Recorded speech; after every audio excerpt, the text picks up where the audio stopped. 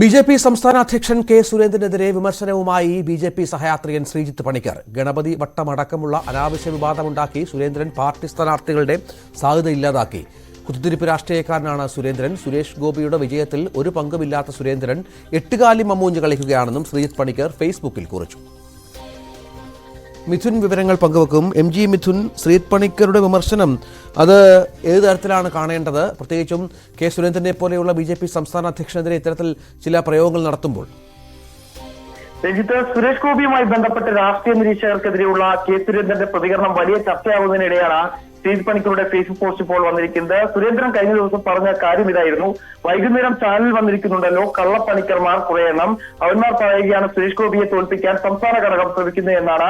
ഇതായിരുന്നു കെ സുരേന്ദ്രൻ കഴിഞ്ഞ ദിവസം മാധ്യമങ്ങളെ കണ്ടപ്പോൾ പറയുകയും ചെയ്തത്. ഇതിനെതിരെയാണ് ഇപ്പോൾ രൂക്ഷ വിമർശനമായി ശ്രീജിത്ത് പണിക്കർ തന്നെ രംഗത്ത് വന്നിരിക്കുന്നത്. അതായത് പാർട്ടിയിൽ ഒരു പദവി തരാം, ഒപ്പം നിൽക്കൂ, സീറ്റ് തരാം എന്നൊക്കെ പറഞ്ഞപ്പോൾ പണിക്കർ കള്ളപ്പണിക്കരാണെന്ന് അങ്ങേക്ക് തോന്നിയില്ലേ എന്നാണ് സുരേന്ദ്രന്റെ പേര് പറയാതെയുള്ള കുറിപ്പിൽ ഇപ്പോൾ ശ്രീജിത്ത് പണിക്കർ ചോദിച്ചിട്ടുള്ളത്.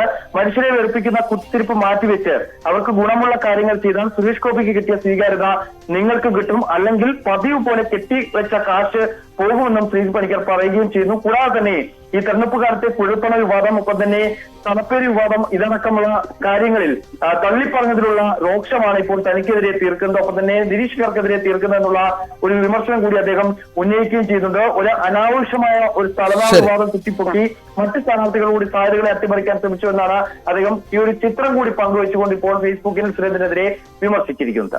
ശരി.